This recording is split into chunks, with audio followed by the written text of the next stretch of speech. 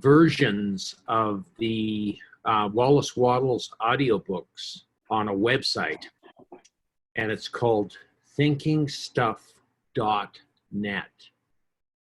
Thinkingstuff.net has free audiobooks. I just downloaded The Science of Being Well. I already had The Science of Being Rich from, I bought it from iBooks, but there's a free website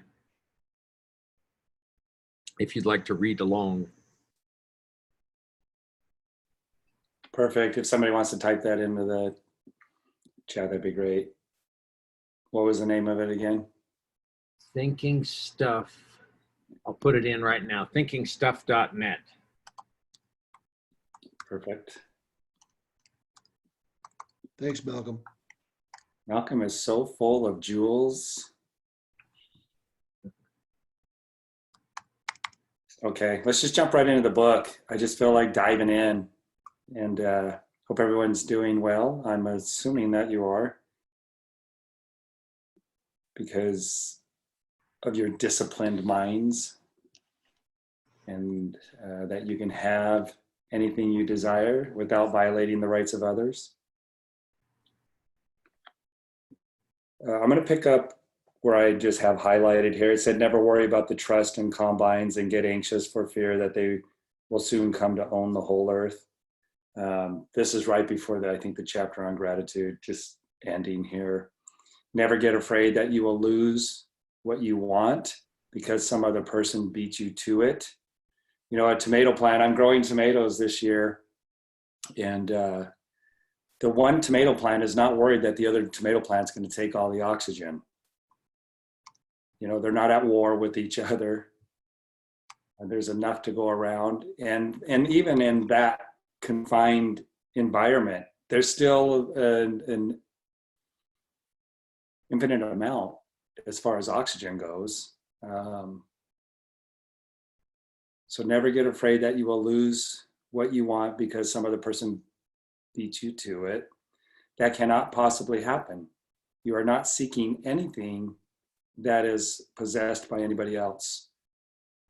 That's different though than coveting. Coveting, yeah, somebody else could have what you want. That's competition though, that's scarcity. There's not enough. That just hit me just now. There's a difference between abundance and knowing that, look, that might be the lot that you want to build on because it has the perfect view.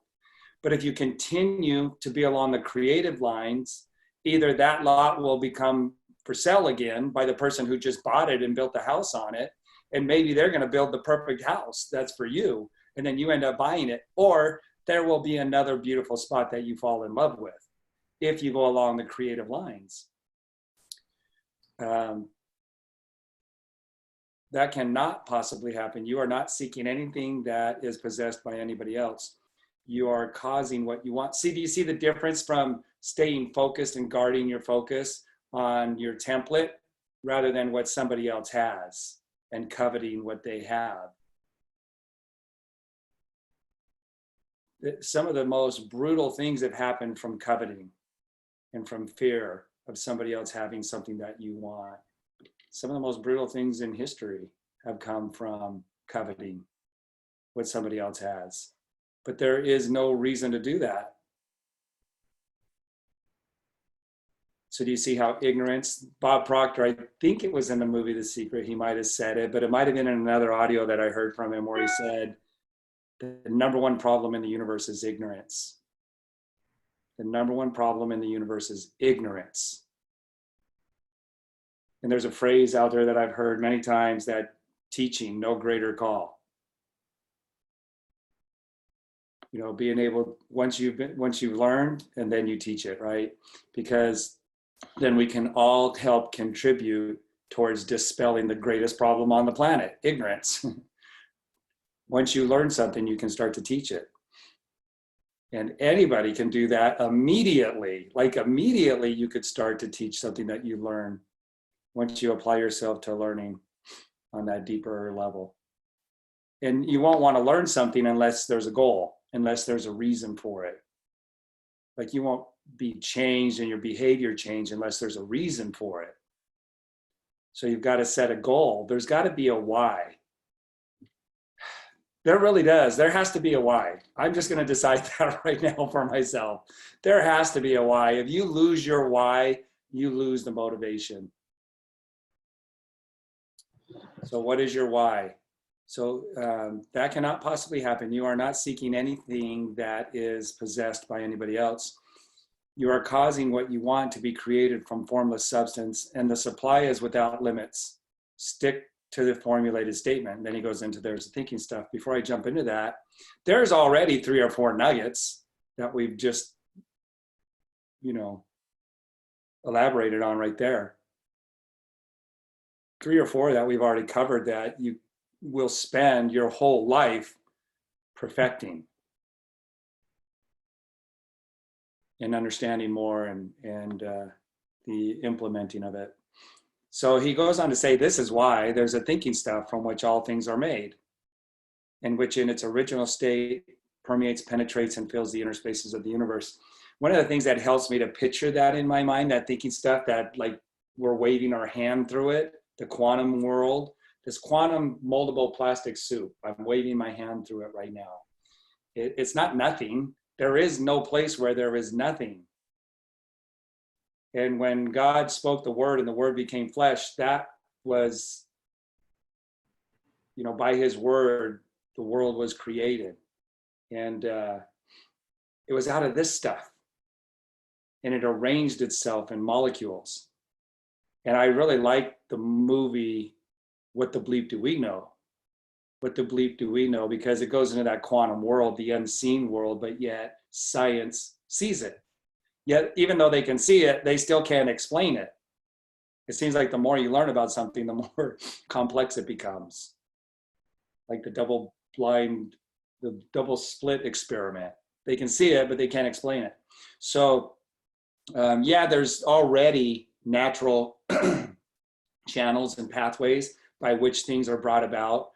Some of these complexities, some of these things that we want to create, they're through people and through things that have already been established lines, I think is how he says it. But if there are no established lines, then established lines will be created.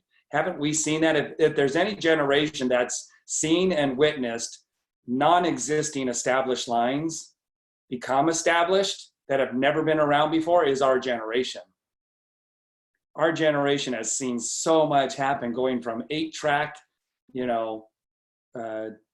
cassettes to the regular cassette tape, to CDs, to going from plagues and pandemics that killed huge, like a quarter of Europe died in plagues and pandemics. And that's gone away. We've forgotten about plagues and pandemics until now, okay?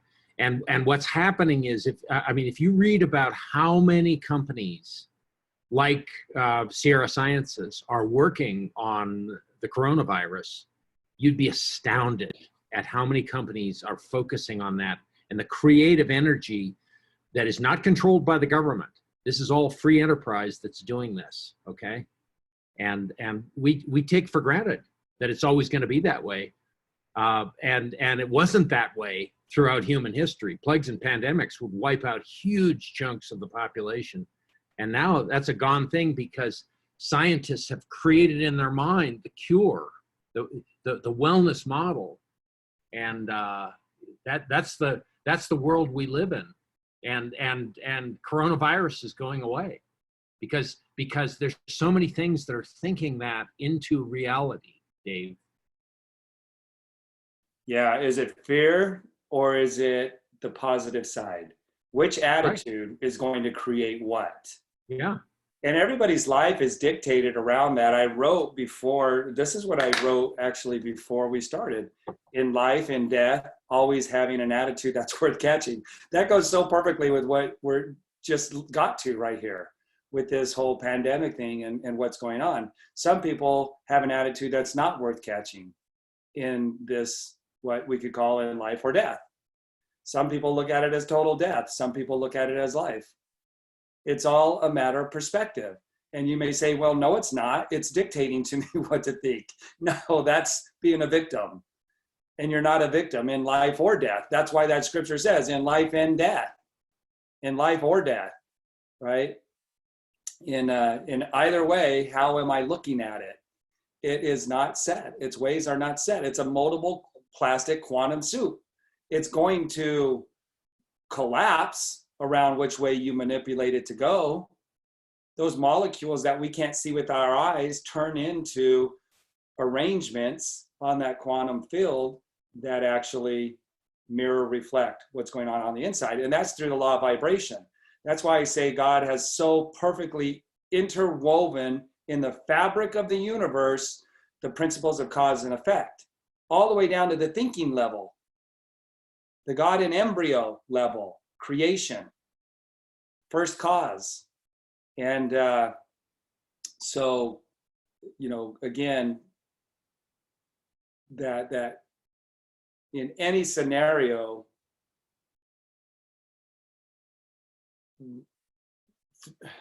I had a thought there and it came and it went really quickly. The law of vibration. So God doesn't sit over us. I mean, Raymond Hollywell, I didn't share my screen. I was going to show you what I had written on my iPad this morning. So right here, in life and in death, is always having an attitude that's worth catching. It's synchronicity. I mean, what we're talking about here and what we just led up to in this pandemic, how are you looking at it? And some people totally feel like a victim. They're looking at it in a way that they're powerless. They're a victim.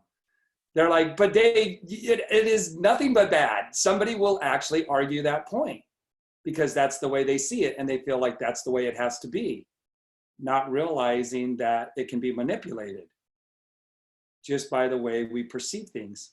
So God isn't waiting around. Raymond Hollywell, in Working with the Law, says the most overused, misunderstood statement is God's will be done. At the event right here, what takes place is not God's will, it's our will. You as an individual, are you going to go to the left or are you going to go to the right? Towards the goal, or you're going to go away from the goal? You're going to oppose your goal. You, inside of you. God's going to manage himself just fine.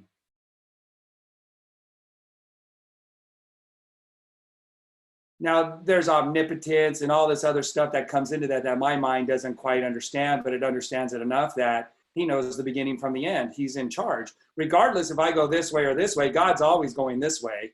That's why he wins. His winning isn't going to be dependent on me winning. God already has a will just like you and I do. And he's not going to take my will away from me. But he knows the end from the beginning. He set up the plan. He set up his goals. He has goals. But I want to be on that side. That's the opportunity. On one of my cards, one of my 3x5 cards I wrote,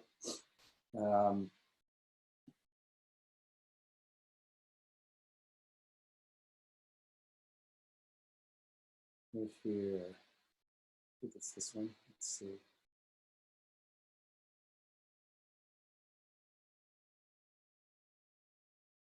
Okay, yeah, so God doesn't need me to eradicate evil and establish righteousness on the earth, but God has given me the opportunity to.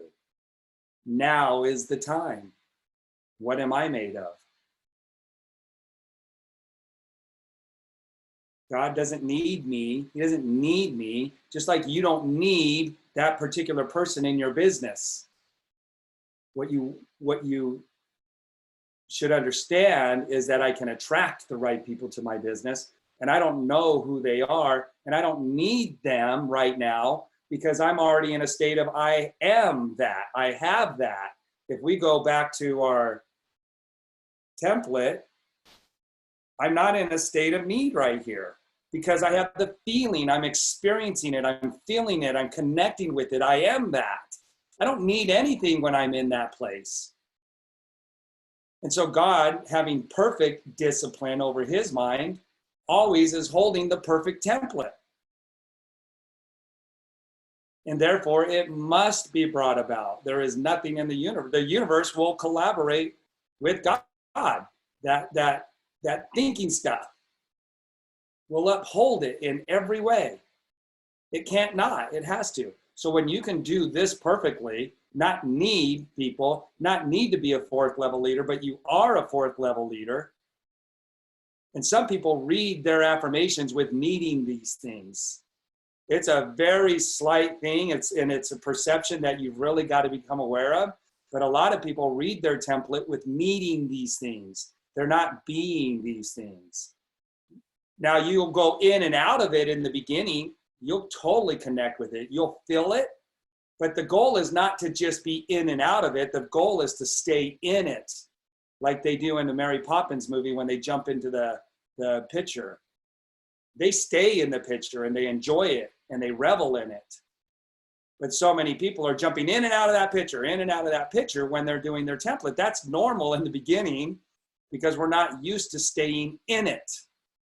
We haven't developed that kind of faith, that kind of insight, that kind of wisdom, that kind of knowledge yet. That kind of tenacity, that kind of stick-to-itiveness to train your mind and discipline it to stay in the template, stay in the picture. Do you guys feel that? I mean, how many of you feel yourself jumping in and out of the picture? Even while you're reading the template, you'll jump in and out of the picture. But that's just a weak mental muscle. When you first go into the gym, your muscles are always weak. They're always hurting. They're always sore. You might even pull something and hurt yourself. But you just stick to it. And the muscle gets stronger and stronger. And the weakest of people can become the strongest. We've seen that physically. We've seen the weakest of people become the strongest because they set their mind to it. And they became that strongest person in their mind. And then what had to follow? The weakest of people who have become the strongest. We've heard the stories. We've seen the real documentaries. We've seen the real stories where the weakest of people have become the strongest. Why? Because they made the decision and they stayed in the template. They stayed in the picture, and therefore nothing could prevent it from happening, even up against all odds. Why? Because everything, all the greatest power in the entire universe will collaborate and conspire with the individual who has made up their mind. And nothing can stop it, and it will show up. So, all right, so going back to, so I'm framing up something here that's helping me to put more responsibility and not wait around for the miracles to happen first. That's why I put God doesn't need me to eradicate evil and establish righteousness on the earth. That means that I have to have some kind of understanding within me. God's not all of a sudden going to take the heart away from me or the creativity or the work that I have to put into it so that I, don't have to show up every day. God doesn't need me to eradicate evil and establish righteousness. That has to be a personal decision. There has to be a why behind that that's going to get me to do what I have to do, the part that I have to play. That's why I wrote that in there, not to because he got out of the picture, because I'm bringing more of me to the game, right? I'm bringing more of me so I can bring more of me out of me. So, but God has given me the opportunity to. He's given me the opportunity to be a player and to show up. So now is the time, not tomorrow, not after I take a nap and I'll feel better. A diet is always the easiest to do after we just indulged, right? Our mind is so made up after we've indulged that now I'm going to go on that health program and now I'm going to get fit after we've just indulged. I'll do that, you guys. I mean, there's times where I fall into that. It's human weakness. But I do better than I used to do. Because I know where to put my energy and effort now. That's why I would always do that to myself before. I didn't know how. I didn't know my part of the how. Like we say, well, the how is none of our business, but this part of the how is totally my business. How it shows up, the divine connections that show up, with my 3x5 cards and the way I'm framing them up now, how that's going to show up, I have no idea. In fact, if I start concentrating on the how, it starts to put me into a mindset of doubt or wondering or worrying when I go to that how. This how, I know how to do, and I must do this. All right, so what am I made of? Now is the time. What am I made of?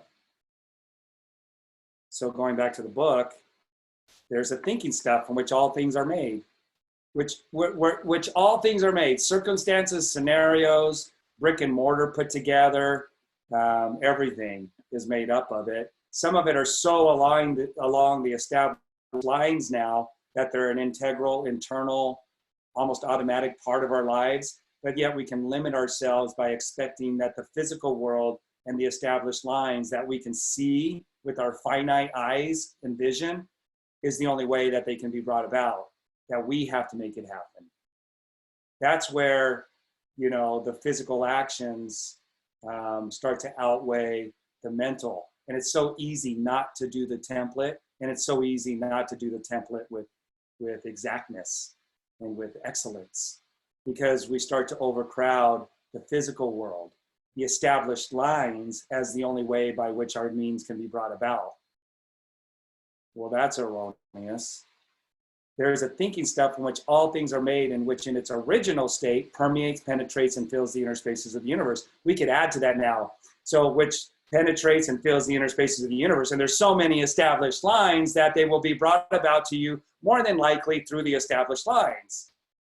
We could add that to the end of that paragraph. And yet, the little clause, yet I don't know how and through who is going to come about on which established line, but typically that's the way they're going to come. We could say that now, but they're not going to come unless I hold a thought in this substance, because it's my thought that's going to produce the thing that is imaged by that thought, which is going to come through the established lines. Now, I don't know those established lines yet, but it could be at Whole Foods, it could be at Starbucks, it could be in a line, it could be on Facebook. Man can form things in his thought, and by impressing his thought upon formless substance can cause the things being he thinks about to be created. There is so many established lines that typically they're going to be brought about through that, but you're not going to work your way through that. You're going to think your way through creating those connections. And how many of us, John, Malcolm, and Willie, we sit back now and we just have to smile. You get that smirk on your face when somebody says something that is in complete alignment with what you have on your template, and you're like, oh, so now we could say, that was the established line. I didn't know that was going to be the established line, that it was going to be through so-and-so, through so-and-so, through so-and-so, right? Or that it was going to be at this place. I mean, who would have knew? Who knew, right? But we have trust in that. So how riches come to you? Anybody want to add anything, share anything before we jump into chapter 6? How riches come to you? I can pull it up on my book. It's I just downloaded that one yesterday. Can't wait to listen to that. Okay. How riches come to you? Gratitude. I think it's before gratitude. Yep, right there. Gratitude is such a great, if you want to jump forward and read a chapter, the gratitude one is amazing. That's the attitude, right? Keeping that attitude. Okay, so when I say that you do not have to drive sharp bargains, I would read also Og Mandino's The Greatest Salesman in the World. Og Mandino's The Greatest Salesman in the World.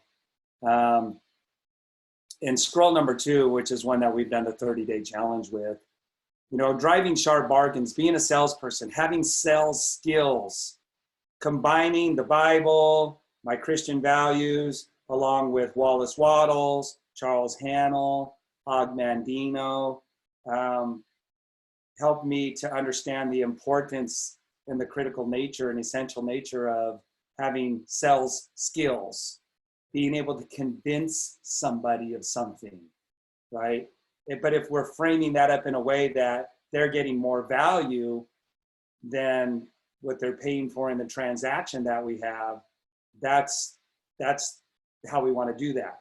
We want to be able to convince people where it will make progress in their lives. When we have something to offer in the way of a transaction, meaning that they're going to give me money because of something that I'm selling to them, Og Mandino's scroll number 2 is awesome for that.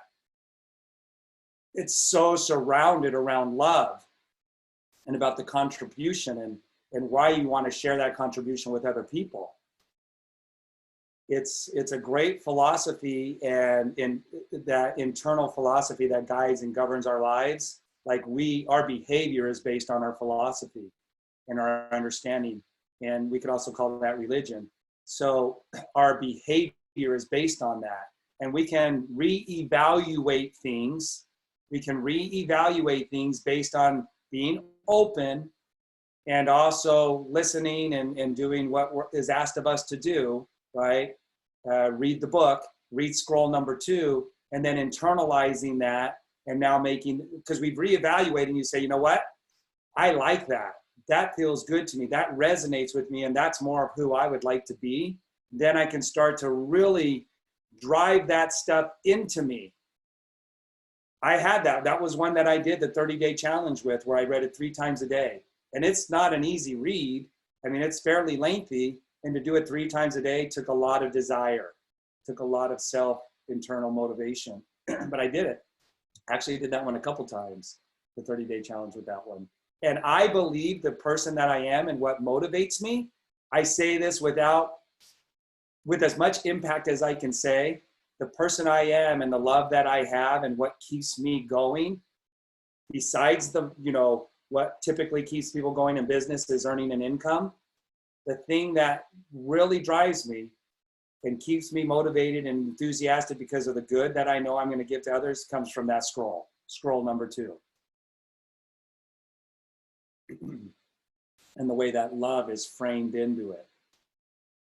Look, we're always going to be engaged in some kind of deals, some kind of thing that we're trying to sell. Throughout eternity, we will.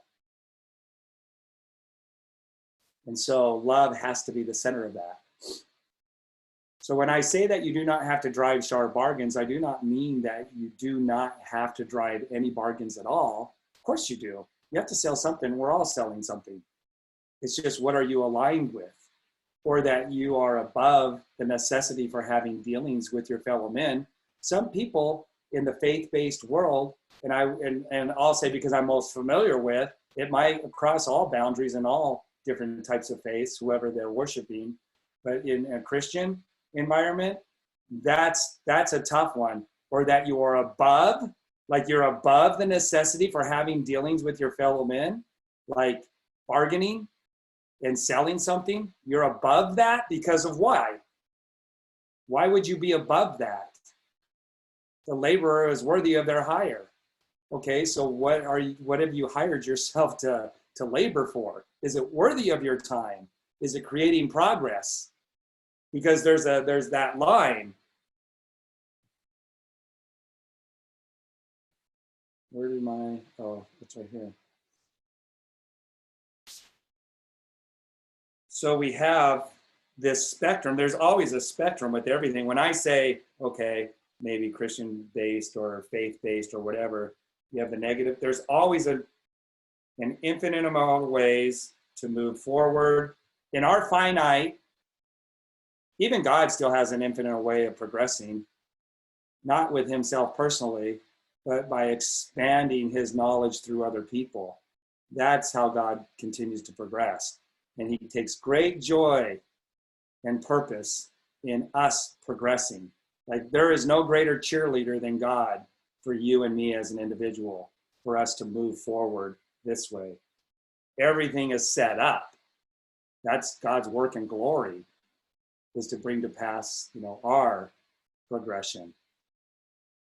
He doesn't need it, but he gets lit up by it. Like, I don't need you to join my Isagenix business. And if you don't, I'm distraught, depressed, and I go and cry in a corner. That's not how I feel about my business and growing it. But I sure get great pleasure and joy in watching other people progress.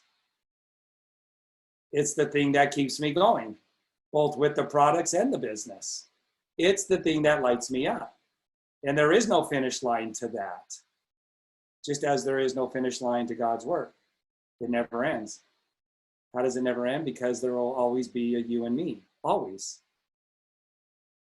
So you see how, Isagenix truly is a divinely inspired company, because it allows us in this school ground, this schooling, this opportunity to literally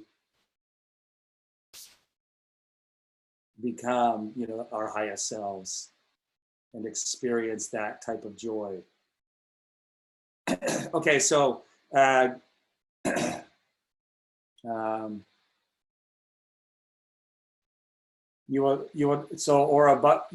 that you are above the necessity for having any dealings with your fellow men. So I mean, you will not need to deal with them unfairly. So you can deal with them unfairly down here. So let's just use the words unfairly. You can deal with people unfairly down here, but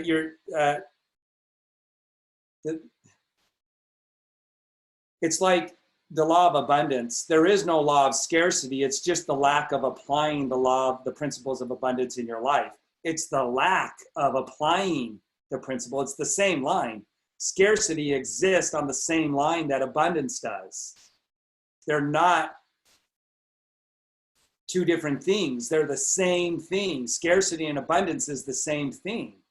It's just the lack of applying the principles in your life, incorporating them into your philosophy and facilitating them. It's just the lack of it. That's how we have scarcity down here. It's the different side of the same coin. It's the same coin. Abundance is on the same line.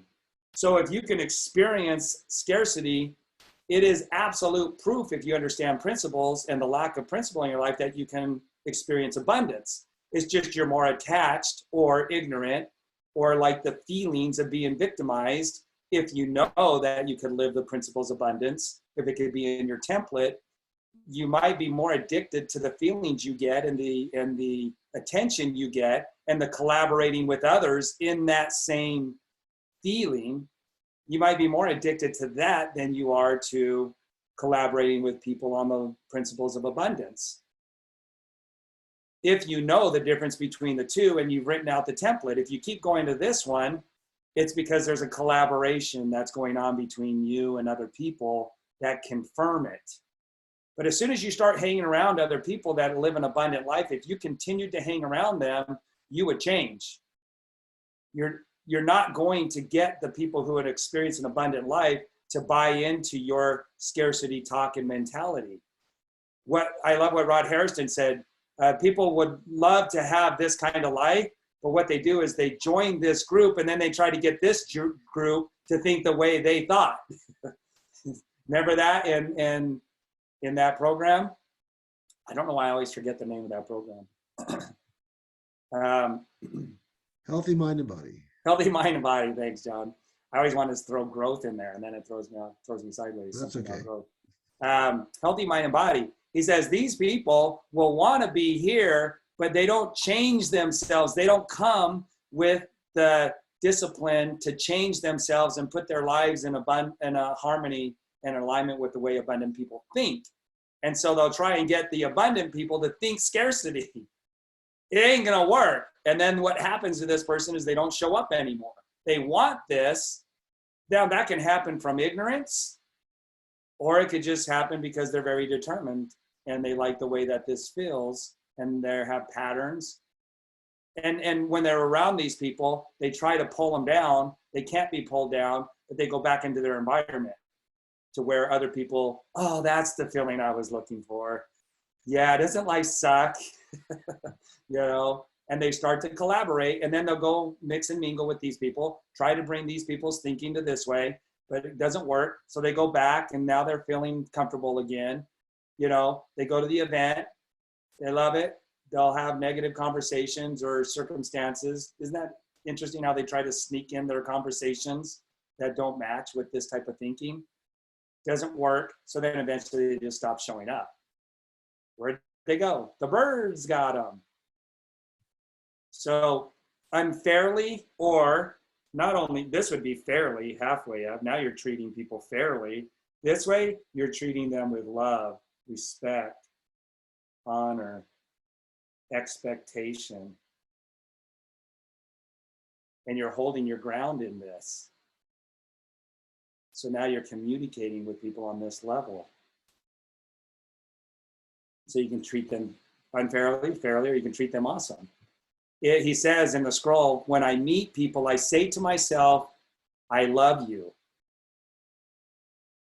When they walk up to somebody, and no matter who they are, no matter what, silently and to myself, I say, I love you.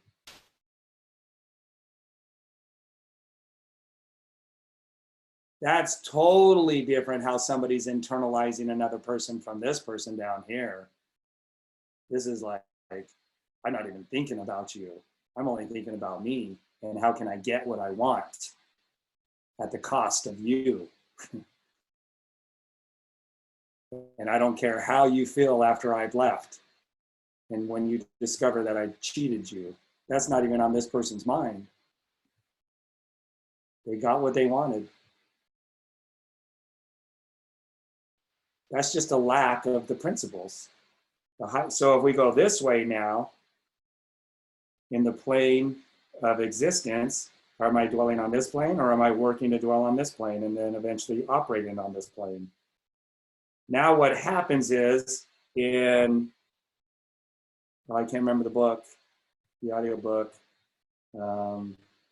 He says, here's the problems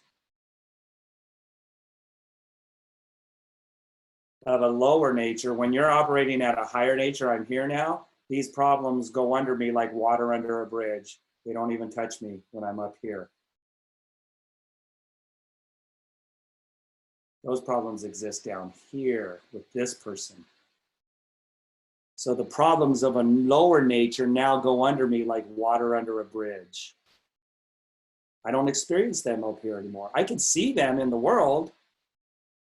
And I can say, I remember how that used to be. But your perspective and the things that you see now are of a higher nature. You are operating at this level.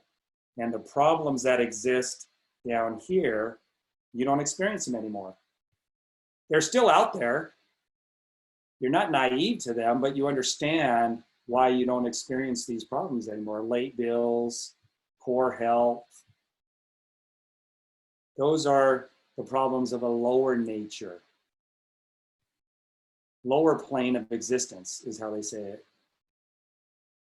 It's an old book that comes from old teachings that were taught way back when. I can't remember the name of the book. Oh, it was an incredible, I listened to that audio over and over and over. If I remember it, I'll share it. Okay, so going back to the book now. I mean that you will not need to deal with them unfairly. You do not have to get something for nothing, but can give to every man more than you take from him. That's what I felt about Isagenix, that they're getting an inestimable amount of worth.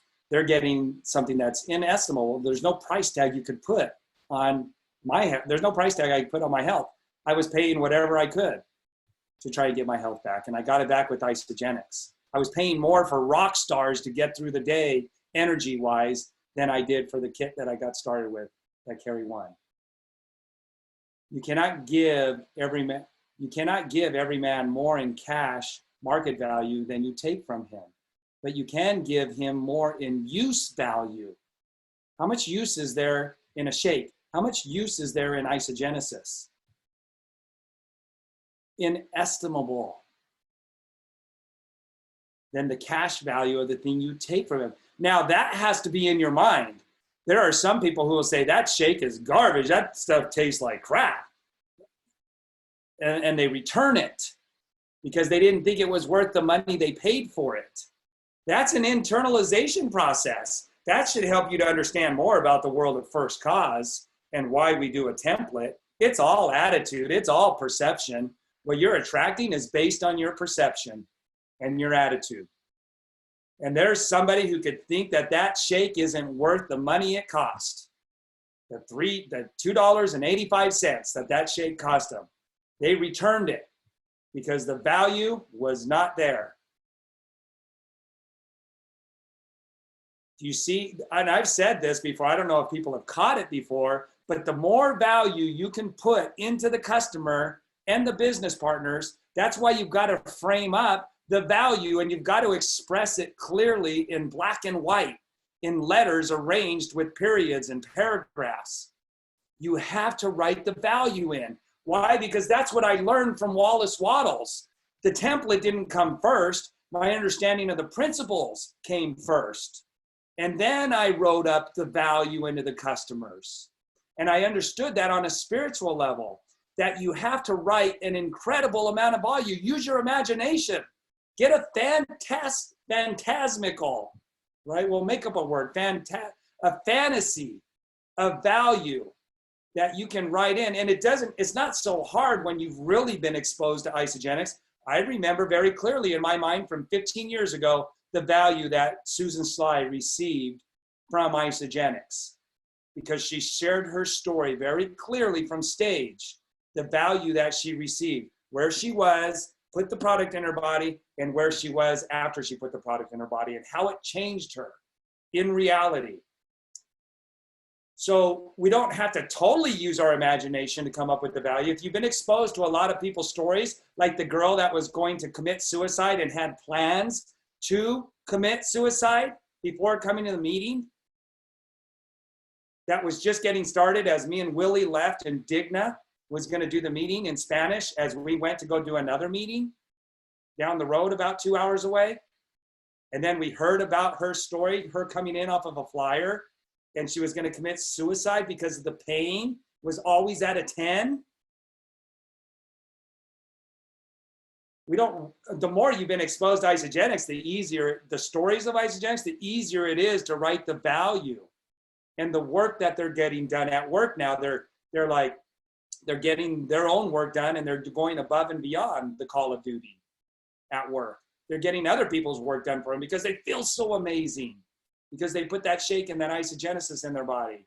And now they're cleansed the stuff out of their body, the neural blockers and the hormone blockers. And they are just like a Swiss watch now. So much so that they've done their own work before even getting halfway through the day. So now they're going and helping other people, and they're giving better service to customers. And when they get home, they're still going. They're playing with the kids. I can feel it. They're playing with the kids. They're engaged with their family. We played Uno last night. We played spoons last night. Like really, we did last night. We played Uno and spoons with the family. It was so fun and engaged. I can see other people doing that. The value you give to them. Right here, he's telling me that's part of the principle. You cannot give every man more in cash market value than you take from him. But you can give him more in use value than the cash value of the thing you take from him. The paper, ink, and other material in this book may not be worth the money you pay for it, but if the ideas suggested by it bring you thousands of dollars, you have not been wronged by those who sold it to you, who sold you the book. They have given you a great use value for a small cash value. I learned that principle first. Remember, I got this book right in the first month. And so I was making these correlations. That's totally what Isagenix is. Why did I feel that way? Because of my experience that I had with Isagenix. And I always felt like somebody who has not had that experience like I did, they're going to have to work mentally to try to understand the value of these products when another person takes them. Because you can build a business out of Isagenix without having had the experience that I did. But the only way you're going to do that is, I guess, be entrepreneurial and identify the value that a large majority of people are having with the products and looking at that as a business opportunity. They're getting way more value than what they're paying for that product. Even though I didn't get that amazing transformation, I can see that other people do. And wow, that's great value. As an entrepreneur, I'd be pretty smart to offer that value to other people, because it seems to be relatively consistent with adding value to people's lives. And then I heard George Ruiz say in a meeting, in college, if you have a product that 25 to 30% of the people have an amazing result with it, you've got a grand slam. You've got a product that is above and beyond Like that's a very special product when 25 to 30% of the people are so excited about the result they got from it. In the School of Business, that's a knock it out of the park product. And I'm thinking, wow, we're way higher than that. We're in the 90 percentile of people who get excited and appreciate the value they got from the product. Right? So the principle taught me. But I also had the experience. I had a life transformation. And so I'm putting 2 and 2 together here. Oh, so on that principle of cause and effect, how can I frame that up on a 3x5 card? I didn't do it on a 3x5 card. Remember, I wrote it out in more of a journal type, like a diary. I was writing it out in journal fashion. The value that I received, that others received. Then I threw fantasy into there as well. I used my imagination. Do you guys see that? Is that becoming a little more clear now in a way that maybe it wasn't clear before as to why we write the value? These are not negotiable. These are not optional. All of these are in here for a reason, a scientific reason that will give you the end result if it's framed up right. So you don't have to know the principles, but now you are learning the principle. You just learned from Wallace Wattles. They have to have more in use value than what they pay. And you will not attract these people, the people you want in a flash, in a wish, unless you are consistent and specific. And some of you are too lazy to write that out. And some of you are too lazy to put the amount of effort and time that it takes to really frame that piece up in each one of these categories. Each one of these categories are the same. Where's the use value? Where's the transactions that are being made in every single one of these? It's not just about you being a high-level fourth leader. The use value in that is now I can train and be an example and model for other people so they can create the identity of becoming a high fourth level leader. I can help provide an environment because the money that I'm willing to receive and bring people into my organization that want to make $10,000 a week, but they're not in their current environment. And we always say, well, if you don't do it, that's all right. If you don't tell your neighbor, that's okay. Somebody else will. The universe will align that. Now, there's a lot of people who are willing to make $10,000 a week that are much closer to you in the lines, the already established lines, than they are to Lynn Hagedorn. But if you don't do your job, those people will be attracted to Lynn Hagedorn, or to Malcolm, or to John, or to myself, or to Willie, or to Digna. They'll always find their way, but there are a lot of people in the established line that are closer to you than they are to Susan Sly, than they are to Lynn Hagedorn. But if you don't attract them, that's okay. Somebody else will. There's always somebody else prepared to do the job that you're not going to rise up to do. So that's okay if you don't take the time, energy, and effort. Somebody else will. I know I'm not going to slacken in my ability to attract people at the level I'm ready and willing to receive them. Do you see how it could get into competition and fear and coveting? This is why people who are ignorant, we see it in the world of politics, we see laws being passed to actually, we're seeing laws of covetousness being passed. We're seeing politicians who want to promote coveting and taking away from other people what they have through laws and enforcing. Does that give you a little bit more of an explanation of what's going on and eyes to see things as they are? Pretty profound, isn't it? It starts to explain a lot of things in life and in death. When you understand these principles, you stand very confidently. You're not a victim anymore. In life or death, you're not a victim. You start to understand. Christ totally understood what was going on when he was being nailed to the cross. Totally understood what was going on with those soldiers. And didn't blame them. What did he do? Stayed focused on the objective. Stayed focused on the objective. Especially when ignorance, we see it with children, the ignorance in a child. It's no different as an adult.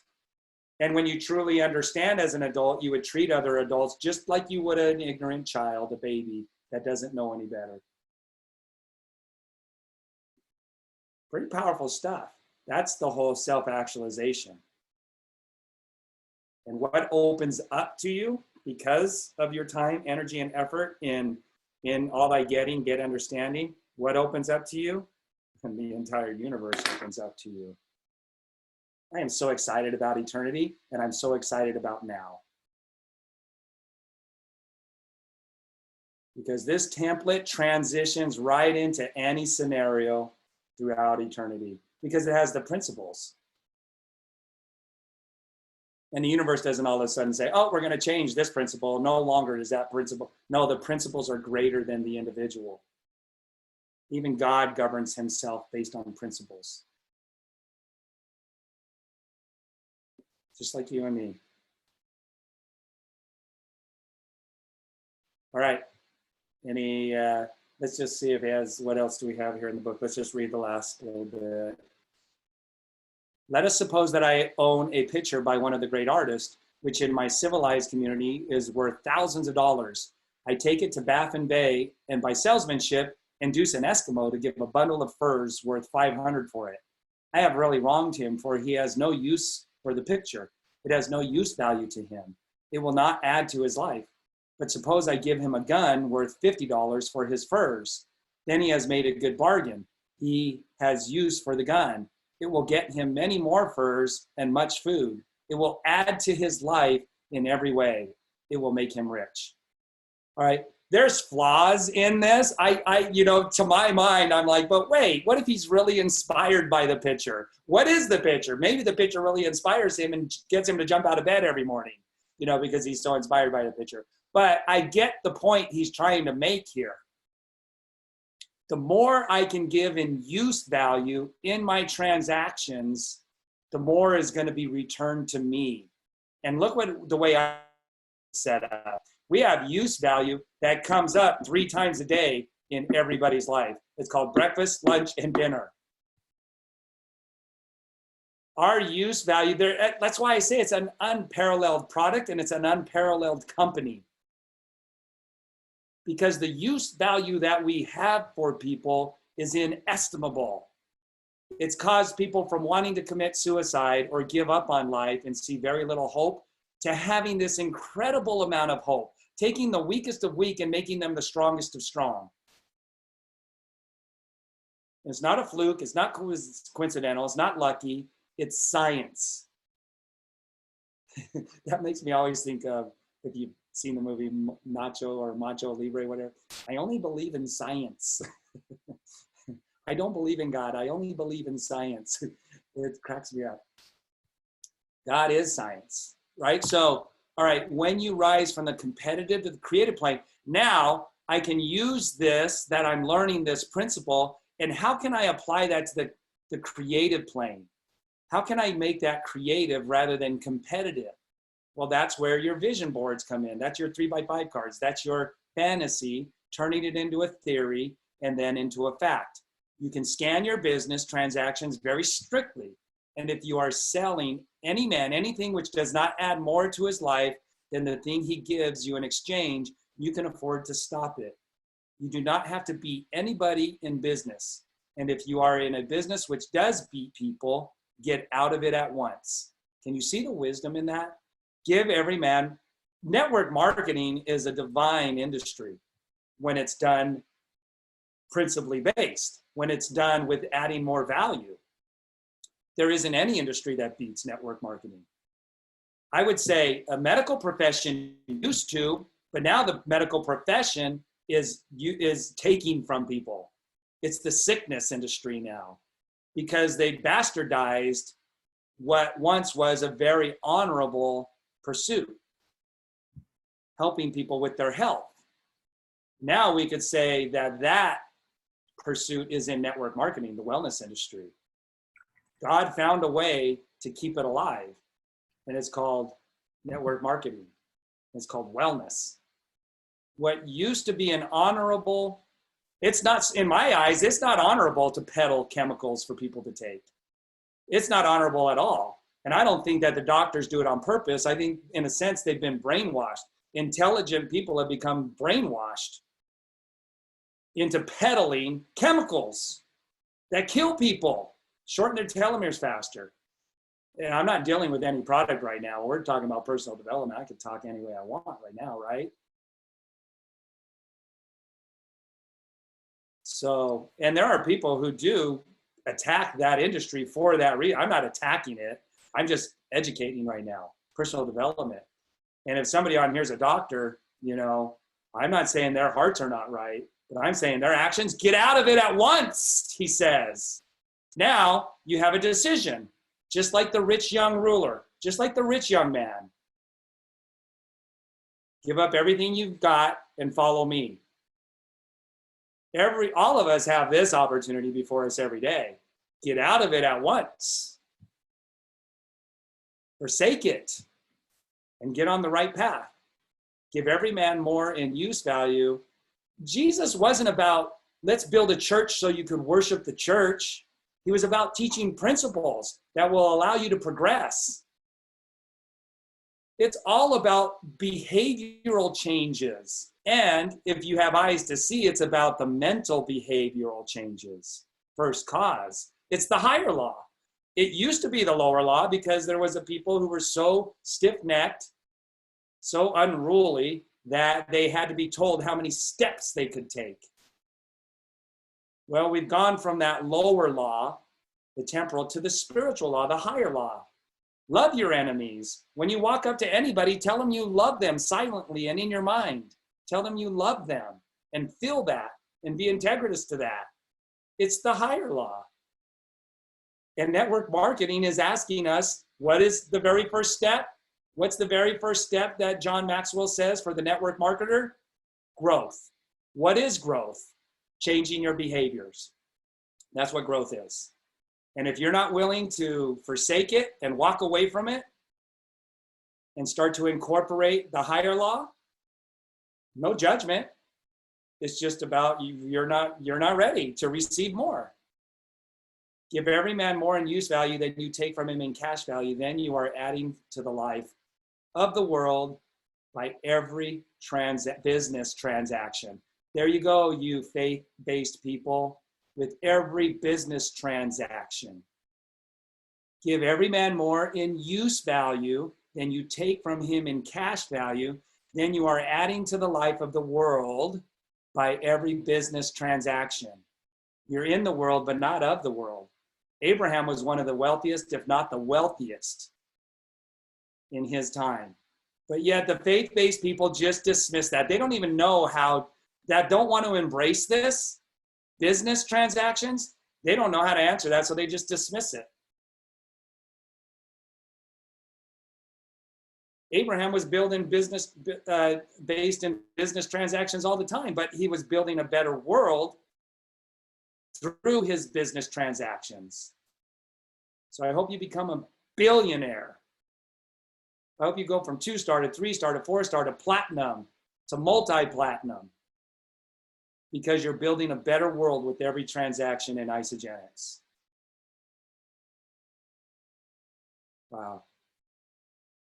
If you have people working for you, you must take from them more in cash value than you pay them in wages. This is powerful. This is where Isagenix has nailed it. If you have people working for you, you must take from them more in cash value than you pay them in wages. But you can so organize your business that it will be filled with the principle of advancement. And so that each employee who wishes to do so may advance a little every day. Isagenix is such a divinely inspired company through the compensation plan and the products. There it is, right there, principally based. You give each person the opportunity to rise equal or even above you. And that can be played out in Isagenix all day long. The employee can rise above the employer. the downline can make more than the upline. Do you guys see this? I'm going to open it up here. I don't even know what time we're at. Hey, Dave, can I show you something real quick? Yes. Okay. I wanted to, here we go. This is worthy of your time, you guys. Do you see how Isagenix is worthy? Like, it can become your religion because it has the principles of your religion riddled throughout it.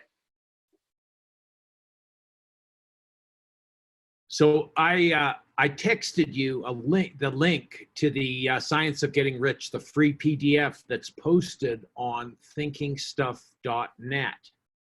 So if you click on that on your smartphone, the book will pop up as a PDF, and it's free.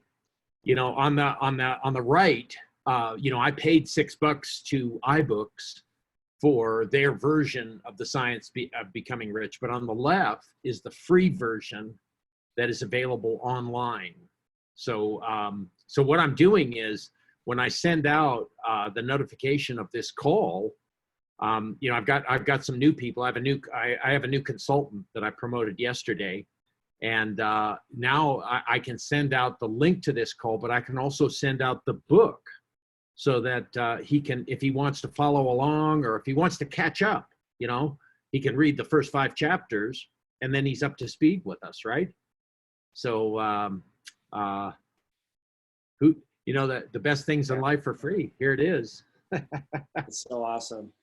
Stan has his hand raised. Let's go to Stan. Let me. And I posted that link, by the way, on the chat as well.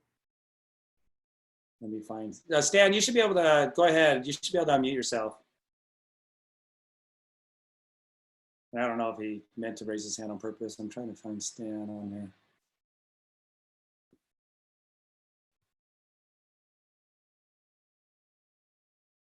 The famous Stan, the celebrity. Where's Stan?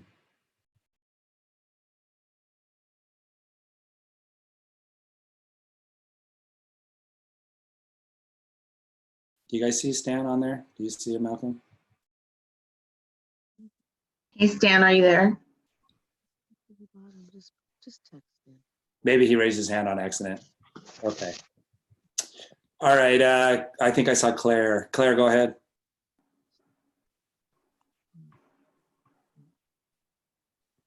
Can you guys unmute yourself?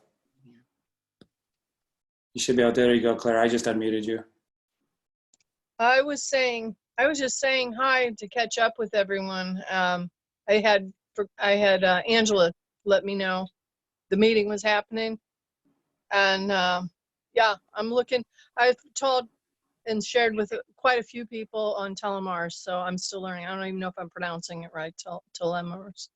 So Telomeres. That's all right. When I did my first couple of presentations, I called telomerase. Right. Telomerase. I kept saying telomerase, and then I'd ask the audience, "Wait, how do you say it?" I asked the audience how to say telomerase. Telomeres and telomerase. So you have two. Telomeres is the cap. Telomerase is the enzyme that repairs. Okay. Anybody else? Thanks, Claire. Go ahead, Diane. So it behooves us then to learn some of these stories of people who've been on Isagenix and had a dramatic result, so that we have specifics to tell people about. Yeah. The gradual stories are different from those who have had profound changes in a short amount of time. And both are valuable, but it might behoove us to really understand and know those personal stories.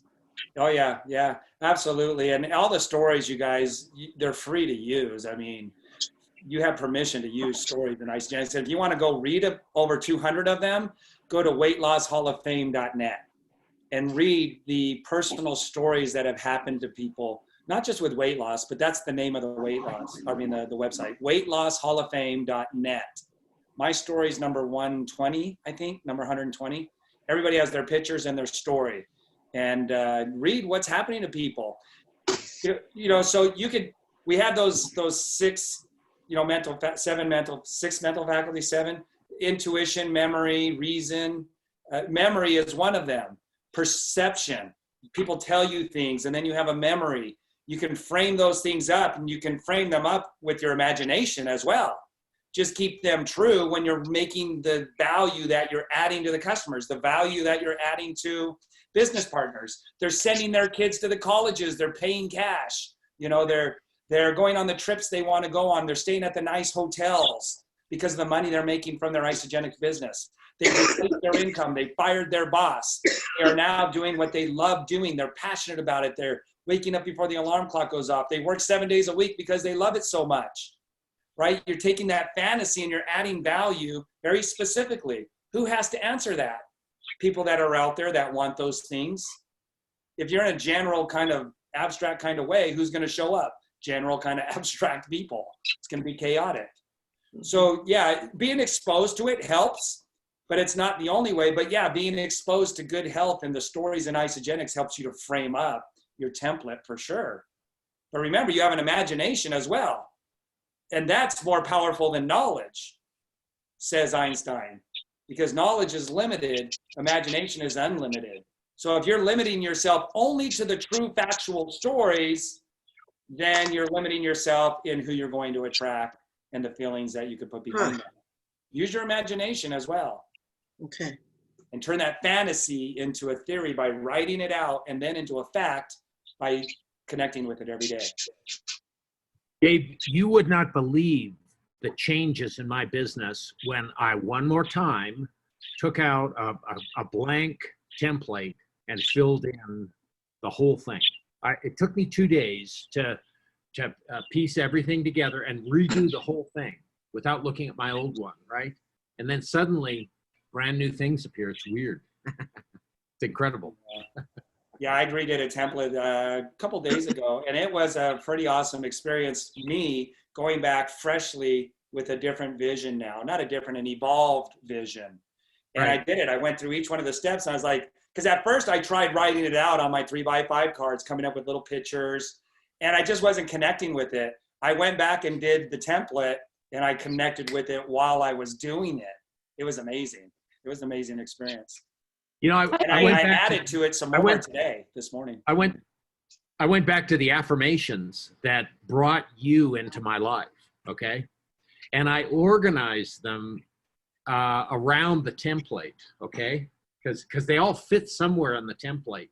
So I wrote them in where they go in the template. And that was amazing. You know, just to take the affirmations I started 8 years ago, right?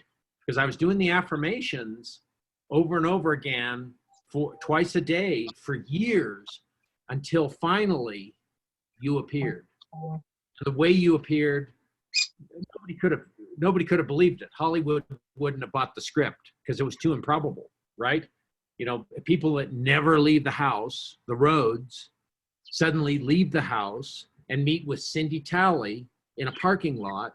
And she realizes, hey, I never see these guys out because they never go out, right? And then a little voice says to her, okay, listen just this time. After 2 All right. years of saying no. After 2 years of saying no, okay? And you know, 3 years. Melissa just corrected us. 3 years of saying no. right. And then Cindy calls me, and for 28 years I was totally unrecruitable. But suddenly I'm thinking, okay, I better pay attention to this. And I drive over to see you in Roseville, right? You know, I never done that before, you know, come on. And Yeah. it's amazing. Yeah. So Nothing Dave, can stop it. Yeah, Carolyn. hi. So if anybody knows Angela Black and how quickly she's been moving forward, I was going through my notebook of people that I'm going to get in contact with, and I found Angela Black's card there that I was going to contact her next August.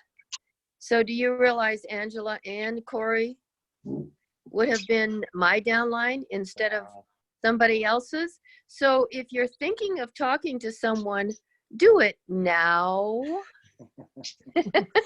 That's all right if you don't tell them. Somebody else will, right? That's where the line right. comes up in Jurassic Park. Nature always finds a way. Always. Yes. It might take a little bit longer. You could have gotten to her 2 years earlier. Do you guys see that? Carolyn was the faster connection to Angela. Yeah. But because she didn't play her role, and this is not picking on Carolyn, we all do this. I still do. I want people to understand, when you think about it, do it now. Don't put it off and think, well, I'll get to her later. Do it now. You just gave a testimony for what was taught earlier. You were the quicker connection, but because that role wasn't played out, Angela still found a way. Yes, she And- did. And and she's a guess what? great friend. Yeah. Somebody- So, I mean, you guys, again, this is not, and thank you for being transparent like that, Carolyn, because that will help somebody, hopefully, to drive it a little bit deeper, a little And, Yep. and, deeper and- conviction. and somebody I've been talking to on Facebook that I've known for a long time, okay, and I'm thinking about, okay, I should call him, should call him. Yesterday, John tells me he recruited him, okay? So if just for the people that live in the Reno Sparks, Carson City area, you better get to your people, or John or Malcolm will, okay? Or Angela now. Angela's going to get him. Angela, get him. Bless Yeah. them. Angela will be the blessing in their life if you're not. You- That's In how a we creative say it. way, not a Malcolm- competitive way, but Not a a, creative no, It's my pleasure. listen Not a to this. competitive way. in a Who's going to creative be way. the blessing in those people's lives? Who's going to show up and be the answer to their prayer? Yep. Laurel, did you want to say something? Yeah, I just wanted to say that as much as I've been hearing about the 3x5 cards and the template, and I know it all, but it came to fruition last week where now I'm like, aha. I guess on my 3x5 card, I've been thanking God for the third car that he just brought into our family, because we're going to need a third car next year when my kids go to school, and we're scared to buy a used car, not knowing the background. So I guess in my mind, I was thinking God was going to bring a family or friend who was selling a reliable car that we would be able to buy. That was kind of where my affirmation was going. Fifth, right? And now it appears my husband's getting a job offer of a new job that provides a truck. Trying to- Boom, that's our third vehicle. Never in my January mind did it 25th, ever right? appear that it was going to be like 2001? that. So I don't know. I just, when you said that earlier All today right. about things just start showing up, but it doesn't happen exactly like you thought, I was like, yeah, that's what happened. Yeah, it's awesome. God is great. And so are we. Even in our futile moments, our fallible moments, we're still great. Okay, so one thing that I would also point out, Malcolm's talking about his affirmations. I have mine. What some people want to do is and don't get me wrong on this, but they want their affirmations. Business legal name. And we're getting somebody's talking in the background. I'll just mute out some of you that I've unmuted. We can use as examples, like the wording, kind of like we do with scripting with network marketing, right? That helps. There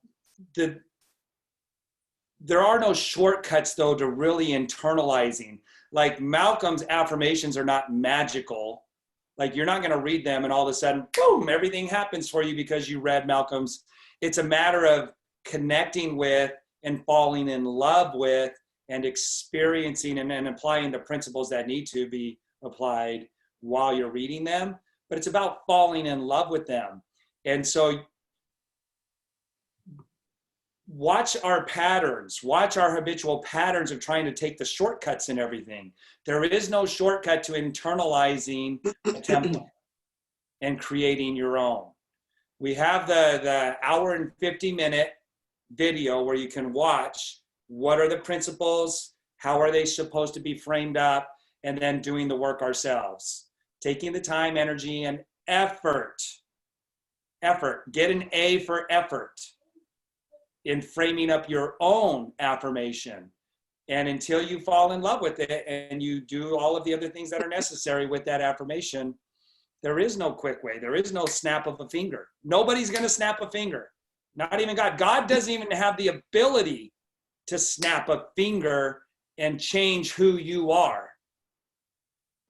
He can create an experience that allows you to internalize something. There's where some miracles happen. But more times than not, he leaves you not on your own, because he knows you're never on your own. You know, we would probably be surprised with just how much God is a part of our lives if we had eyes to see. That's just trying to like gently, you know, give you an experience, a circumstance. But that change process has to come from within. It has to come from within. So the affirmations that you come up with that are going to change you have to come from within. All right. And if Malcolm wants to, you know, do a YouTube or a video or a Zoom at some point showing his, you know, his affirmations, he's totally free to do that. But there's a point where we have to take an initiative and just give it a stab and go at it and give it our best effort. A for effort. And I will say, Go ahead. they are magical if you have perfect faith, right? But the reason that I had to do them for 3 years was because I did not have perfect faith. What I was doing in visiting those affirmations was I was perfecting my faith. I was taking the faith journey by doing those affirmations. And the same thing with the template, you know, you're taking your faith journey. You know, it can magically happen if you have perfect faith, right? Be careful for what you want, though, right? So Bob Proctor, you know, you have to know what you want if you're going to build an affirmation. If you don't know what you want, then you're looking for somebody else to tell you what you want. In a lot of cases, we've been programmed to think that way. Other people to tell us what we want or what we should want. The person that knows what they want, they could easily fill this in. I'm so happy and grateful now that. If you know what you want, you know what to fill in there. And there is something everybody wants. They just don't feel like they can have that. And so they're waiting for somebody else to tell them what they should want. The preacher, the personal development life coach, their spouse, their kids, their parents. People are waiting for other people to tell them what they want. It doesn't work. You know, if you have the right affirmations framed up, you know, like, again, the scripts do help. So I'm so happy and grateful now that what? I'm so happy and grateful now that what? If you can fill that in, if you're waiting for somebody else to tell you to fill that in, it's going to take willpower, and willpower don't last. You're not going to fall in love with what somebody else tells you what you should want. You might have an inception phase, but you're going to go into deception very quickly. And then willpower wears off and you stop doing the affirmation. You have to self-discover what is that thing that I truly, truly want. Sometimes you have to figure out what that is. Sometimes you have to discover that. I can't remember who it was, but said, you don't have to tell somebody to think about the thing that they want. They're thinking about it all day long. Only they typically thinking about it as I want that rather than I have that. There's the difference right there. There's the shift. Maybe that's the aha moment for today, right? You know what you want. You've just been thinking about wanting it rather than I have it. Because you don't have to train and motivate somebody to think about what they want.